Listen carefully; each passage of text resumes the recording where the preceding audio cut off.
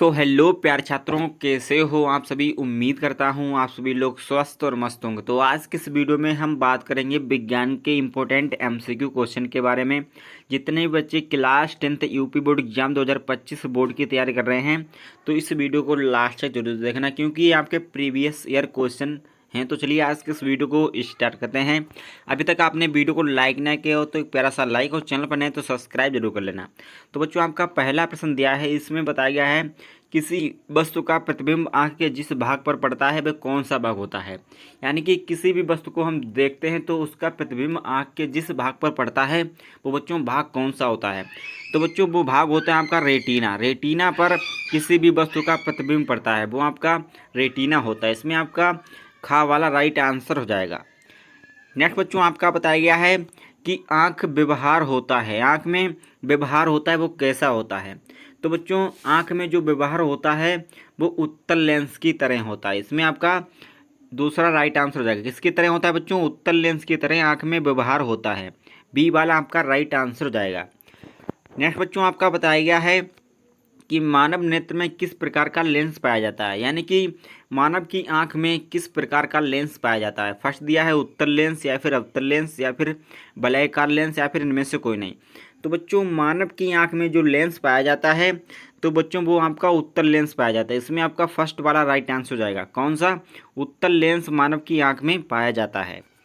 Next बच्चों, आपका बताया गया है कि मानव नेत्र में जो बिंदु प्रकाश के लिए बिल्कुल सुग्राही नहीं होता है उसे क्या कहते हैं। यानी कि जो बिंदु होता है वो प्रकाश के लिए बिल्कुल सुग्राही नहीं होता है तो उस बिंदु को हम क्या कहते हैं। तो बच्चों, उस बिंदु को हम कहते हैं अंध बिंदु। यानी कि अंध बिंदु जो होता है वो प्रकाश के लिए बिल्कुल सुग्राही नहीं होता है, उसे हम बच्चों अंध बिंदु कहते हैं। इसमें आपका फर्स्ट वाला राइट आंसर हो जाएगा। नेक्स्ट बच्चों, आपका बताया गया है कि मानव नेत्र जिस भाग पर प्रतिबिंब मतलब बनाता है, या फिर जिस भाग पर प्रतिबिंब बनता है वह भाग बच्चों क्या कहलाता है। तो बच्चों, मानव के नेत्र में जिस भाग पर प्रतिबिंब बनता है वो आपका भाग बच्चों दृष्टिपटल कहलाता है। यानी कि इसमें आपका चौथा राइट आंसर हो जाएगा। क्या कहलाता है बच्चों? दृष्टिपटल जो होता है उस पर मानव का जो नेत्र होता है उसी पर जो भी प्रतिबिंब यानी कि वस्तु का प्रतिबिंब बनता है दृष्टिपटल पर। इसमें आपका चौथा राइट आंसर हो जाएगा। नेक्स्ट बच्चों, आपका बताया गया है कि सामान्य नेत्र की रेटिना पर बनने वाला प्रतिबिंब होता है। यानी कि जो सामान्य नेत्र होता है उसकी रेटिना पर बनने वाला प्रतिबिंब होता है वो बच्चों कैसा होता है। तो बच्चों, वो प्रतिबिंब होता है आपका वास्तविक और उल्टा। तो बच्चों, इसमें आपका सी वाला राइट आंसर हो जाएगा। यानी कि तीसरा आपका राइट आंसर हो जाएगा। वास्तविक और उल्टा होता है जो सामान्य नेत्र पर रेटिना पर जो बनने वाला प्रतिबिंब होता है वो कैसा होता है? वास्तविक और उल्टा प्रतिबिंब होता है। नेक्स्ट बच्चों, आपका बताया गया है कि नेत्र लेंस में समायोजन की प्रक्रिया, जो आपकी समायोजन की क्रिया होती है वो कैसे होती है। तो बच्चों, वो किसके द्वारा होती है समायोजन की क्रिया? वो होती है बच्चों शिथिल पेशियों द्वारा। यानी कि शिथिलरी पेशियों के द्वारा जो होती है आपकी समायोजन की प्रक्रिया होती है। मानव के नेत्र में जो नेत्र में लेंस होता है उसमें जो शिथिलरी पेशियों के द्वारा समायोजन की क्रिया होती है। इसमें आपका सी वाला राइट आंसर हो जाएगा। नेक्स्ट बच्चों, आपका बताया गया है पुतली के साइज को नियंत्रित करने वाला गहरा पेशीय डायफ्राम क्या कहलाता है। यानी कि जो भी आपका पुतली के साइज का जो नियंत्रित करने वाला गहरा पेशीय डायफ्राम होता है वो बच्चों क्या कहलाता है। तो बच्चों, वो आपका कहलाता है परितारिका। तो इसमें आपका फर्स्ट वाला राइट आंसर हो जाएगा। परितारिका कहलाता है। जो डायफ्राम होता है वो आपका परितारिका कहलाता है। नेक्स्ट बच्चों, आपका बताया गया है, इसमें बताया गया है कि आंख की पुतली किस प्रकार कार्य करती है। जो आंख की बच्चों पुतली होती है वो किस प्रकार कार्य करती है। तो बच्चों, आंख की जो पुतली होती है वो आपकी वो जो परितारिका होती है उसी की भांति कार्य करती है। आंख की जो पुतली होती है वो परितारिका की भांति कार्य करती है। इसमें आपका तीसरा राइट आंसर हो जाएगा। नेक्स्ट बच्चों, आपका बताया गया है कि कार्निया के पीछे एक संरचना होती है उससे हम कहते हैं। जो बच्चों कार्निया के पीछे जो संरचना होती है उसे हम क्या कहते हैं। तो बच्चों, जो कार्निया के पीछे संरचना होती है उससे हम बच्चों कहते हैं परितारिका।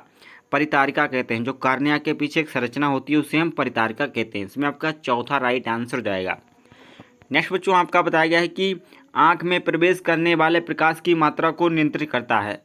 यानी कि आंख में जो प्रवेश करता है प्रकाश वो किस मात्रा को नियंत्रित करता है। तो बच्चों, वो होती आपकी परितारिका होती है, वो प्रकाश को नियंत्रित करती है आंख में। आँख में प्रवेश करने वाले प्रकाश को जो नियंत्रित करती है वो आपकी परितारिका कहलाती है। इसमें आपका फर्स्ट वाला राइट आंसर हो जाएगा। नेक्स्ट बच्चों आपका बताया गया है कि नेत्र में प्रवेश करने वाले प्रकाश किरणों का अधिकांश अपवर्तन होता है। यानी कि जब नेत्र में प्रवेश करता है प्रकाश तो किरणों का जो अधिकांश अपवर्तन होता है बच्चों कहाँ पर होता है, तो बच्चों वो आपका अधिकांश अपवर्तन होता है वो बच्चों होता है कार्निया के बाहरी पृष्ठ पर। ये बच्चों मोस्ट इंपॉर्टेंट क्वेश्चन है, मोस्ट इंपॉर्टेंट। कार्निया के बाहरी पृष्ठ पर अधिकांश अपवर्तन होता है किरणों का जब नेत्र में प्रवेश करता है प्रकाश। तो बच्चों इसमें आपका तीसरा राइट आंसर हो जाएगा। नेक्स्ट बच्चों आपका बताया गया है नेत्र गोलक का व्यास लगभग कितना होता है। तो बच्चों नेत्र गोलक का जो व्यास होता है वो आपका लगभग 2.3 सेंटीमीटर होता है लगभग में। तो बच्चों इसमें आपका दूसरा राइट आंसर हो जाएगा। नेक्स्ट बच्चों आपका बताया गया है जब प्रकाश मतलब अत्यंत चमकीला होता है तो पुतली बन जाती है, कैसी बन जाती है। तो बच्चों जब प्रकाश अत्यंत चमकीला होता है तो पुतली आपकी कैसी बन जाती है, छोटी बन जाती है। इसमें आपका सी वाला राइट आंसर हो जाएगा। कैसी बन जाती है बच्चों पुतली, वो आपकी छोटी बन जाती है।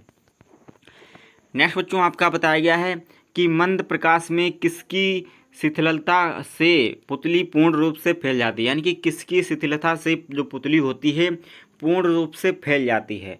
तो बच्चों वो होती है आपकी परितारिका। परितारिका की शिथिलता से जो होती जो पुतली होती है वो पूर्ण रूप से फैल जाती है मंद प्रकाश में। नेक्स्ट बच्चों आपका बताया गया है कि नेत्र पटल एक कोमल सूक्ष्म झिल्ली होती है जिसमें विशाल संख्याओं में किस प्रकार की कोशिकाएं पाई जाती हैं। यानी कि जो नेत्र पटल होता है आँखों में तो एक कोमल सी जो झिल्ली होती है आँख की जिसमें विशाल संख्याओं में किस प्रकार की कोशिकाएं पाई जाती हैं। तो बच्चों आपको बताना है बच्चों कोशिकाएं पाई जाती हैं आपकी प्रकाश सुग्राही, यानी कि प्रकाश सुग्राही कोशिकाएं पाई जाती हैं जो विशाल संख्याओं में। तो बच्चों इसमें आपका फर्स्ट वाला राइट आंसर हो जाएगा। नेक्स्ट आपका बताया गया है जब नज़दीक के वस्तु को देखते हैं तो पक्षमाभी पेशियां सिकुड़ जाती हैं और नेत्र का आहार मतलब जो आकार होता है वो हो जाता है। यानी कि नेत्र का आकार होता है वो कैसा हो जाता है, जब हम नज़दीक की वस्तुओं को देखते हैं तो आँख की जो पक्षमाभी पेशियां होती हैं वो सिकुड़ जाती हैं और नेत्र का जो आकार होता है वो कैसा हो जाता है। तो बच्चों जब हम नज़दीकी वस्तुएं देखते हैं तो नेत्र का जो आकार होता है बच्चों वो गोल हो जाता है। जब मतलब पेशियां सिकुड़ती हैं पक्षमाभी की तो जो नेत्र का आकार होता है वो बच्चों गोल हो जाता है। तो उसमें आपका तीसरा राइट आंसर हो जाएगा। नेक्स्ट बच्चों आपका बताया गया है नेत्र गोलक के गोले मतलब जो नेत्र गोलक का गोल होने पर जो देख पाते हैं वो क्या देख पाते हैं। तो बच्चों जब नेत्र का गोलक जब गोल होता है तो हम अधिकतम निकट की वस्तुओं को देख पाते हैं। हमने ऊपर क्या बताया है कि जब मतलब कोई भी वस्तुएं सिकुड़ती हैं मतलब पश्चिमावी पेश से सिकुड़ती हैं तो नेत्र का आकार कैसा हो जाता है, गोल हो जाता है। और जब बच्चों गोल होता है तब हम नज़दीक की वस्तुओं को देख सकते हैं। यहाँ पर दिया है साफ साफ।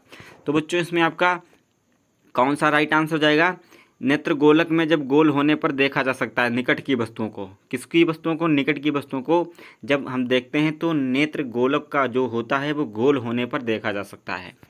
नेक्स्ट बच्चों आपका बताया गया है वस्तु को हटा लेने के बाद भी नेत्र पटल पर प्रतिबिंब कितने सेकंड तक रहता है। यानी कि हम किसी भी वस्तु को एकदम देखें अगर वहाँ से अपना मतलब निगाह दूर करें तो मतलब जो प्रतिबिंब रहता है लगभग वो कितना रहता है। तो बच्चों वो रहता है आपका 1 से 10 सेकेंड लगभग। अगर हम वस्तु को हटा लें वहाँ से तो लगभग नेत्र में वो प्रतिबिंब रहेगा आपका 1 से 10 सेकेंड। तो बच्चों इसमें आपका फर्स्ट वाला राइट आंसर रहेगा, लगभग में रहेगा।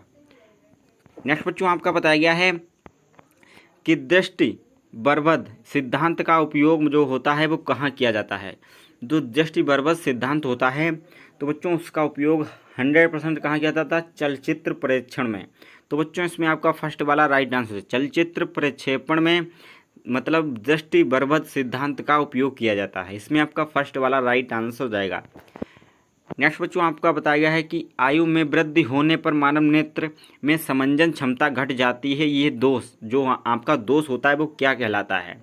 बच्चों जब आयु जब वृद्धि होती है तो मानव के नेत्र में जो समंजन क्षमता होती है वो घट जाती है। वो कौन सा दोष होता है, तो बच्चों वो दोष होता है जरा दृष्टि दोष। इसमें आपका डी वाला राइट आंसर हो जाएगा। जरा दृष्टि दोष होता है जब समंजन क्षमता घटती है नेत्र की। इसमें आपका डी वाला राइट आंसर हो जाएगा। नेक्स्ट बच्चों आपका बताया गया है कार्निया में दोष अर्थात उसके पूर्णतया गोलीय ना होने के कारण किस प्रकार का नेत्र दोष होता है। यानी कि जो कार्निया होती है उसमें पूर्णतया गोलीय ना होने के कारण, यानी कि पूर्ण रूप से गोलीय ना होने के कारण उसमें किस प्रकार का दोष होता है। तो बच्चों जब पूर्ण रूप से गोल नहीं होती है तो उसमें दोष होता है अभिबिंदुकता। अभिबिंदुकता का दोष होता है। इसमें आपका फर्स्ट वाला राइट आंसर रहेगा। अभिबिंदुकता का दोष होता है जब जो नेत्र होता है वो पूर्ण रूप से गोल नहीं होता है। नेक्स्ट बच्चों आपका बताया गया है कि मानव नेत्र दो हैं अतः इनके दृष्टि क्षेत्र होगा। यानी कि मानव के नेत्र दो हैं अतः जो इनका दृष्टि का क्षेत्र होगा वो कितना होगा। तो बच्चों इनका जो दृष्टि का क्षेत्र होगा वो आपका 180 होगा। यानी कि जब पैमाना होता है जैसे यहाँ से यहाँ तक आंखें हैं तो हमारी दो हैं यहाँ से यहाँ तक, तो पैमाना की मतलब जो चांदा होता है वो तो 180 का होता है डिग्री का। तो बच्चों इसका क्षेत्र भी आपका 180 होगा। इसमें आपका फर्स्ट वाला राइट आंसर जाएगा।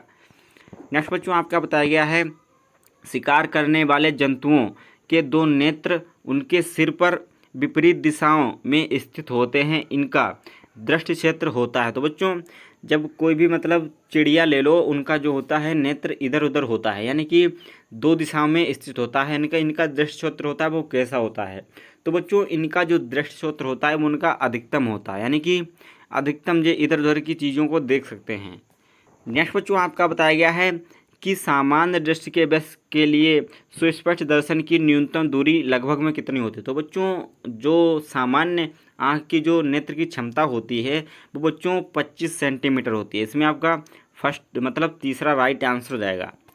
नेक्स्ट बच्चों आपका बताया गया है कि एक नेत्र वाले व्यक्ति का दृष्टि क्षेत्र होता है, यानी कि एक नेत्र वाले व्यक्ति का जो दृष्टि क्षेत्र होता है वो बच्चों कितना होता है। तो बच्चों एक नेत्र वाले व्यक्ति का जो दृष्टि क्षेत्र होता है वो आपका 150 डिग्री का होता है। इसमें आपका तीसरा राइट आंसर हो जाएगा।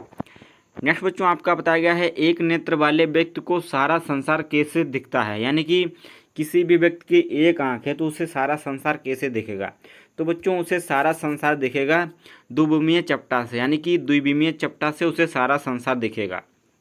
नेक्स्ट बच्चों आपका बताया गया है इसमें बताया गया है कि हमारे दो आंख सिर पर स्थित हैं अतः हमें वस्तुएं दिखता है। यानी कि जब हमारी आंख जो होती हैं दो सिर पर स्थित हैं तो हमें वस्तुएं दिखता है। वो कैसा दिखता है। तो बच्चों वो वस्तुएं आपकी त्रिविमीय दिखेगा। कैसा दिखेगा, त्रिविमीय दिखेगा। इसमें आपका दूसरा राइट आंसर जाएगा। नेक्स्ट बच्चों आपका बताया गया है कि रेटिना प्रकाश को परिवर्तित करता है। यानी कि जब रेटिना प्रकाश पर परिवर्तित करता है वो क्या करता है। तो बच्चों वो आपका मतलब विद्युत का सिग्नल में, यानी कि जो रेटिना होता है जब प्रकाश में परिवर्तित करता है वो क्या करता है, वो विद्युत सिग्नल में परिवर्तित करता है। यानी कि कनेक्शन, यानी कि जब हम किसी भी वस्तु पर प्रकाश डालेंगे अंधेरे में रखी वस्तु को, तो जो रेटिना होता है वो उसको सिग्नल देता है, वस्तु का सिग्नल देता है। मतलब जब प्रकाश जाता है तो वस्तु का सिग्नल मिल जाता है जिससे हमें वस्तुएं दिखाई देती हैं। यानी कि प्रकाश हमें स्वयं नहीं दिखाता है लेकिन प्रकाश की सहायता से हम वस्तुओं को देख सकते हैं बच्चों। इसमें आपका दूसरा राइट आंसर जाएगा। नेक्स्ट बच्चों आपका बताया गया है इसमें बताया गया है कि अभिनेत्र लेंस की वह क्षमता जिसके कारण वह अपनी फोकस दूरी को समायोजित कर लेता है। वो बच्चों क्षमता क्या होती है। तो बच्चों वो आपकी क्षमता होती है जो फोकस दूरी को समायोजित कर लेता है। तो बच्चों वो क्षमता तो समंजन क्षमता कहलाती है। इसमें आपका फर्स्ट वाला राइट आंसर रहेगा। कौन सी क्षमता बच्चों कहलाती है, समंजन क्षमता कहलाती है। जिससे अभिनेत्र लेंस की वह क्षमता जिसके कारण वह अपनी फोकस दूरी को समायोजित करता है वो आपकी कौन सी क्षमता कहलाती है, समंजन क्षमता कहलाती है। इसमें आपका फर्स्ट वाला राइट आंसर हो जाएगा। तो बच्चों आज का वीडियो यहीं तक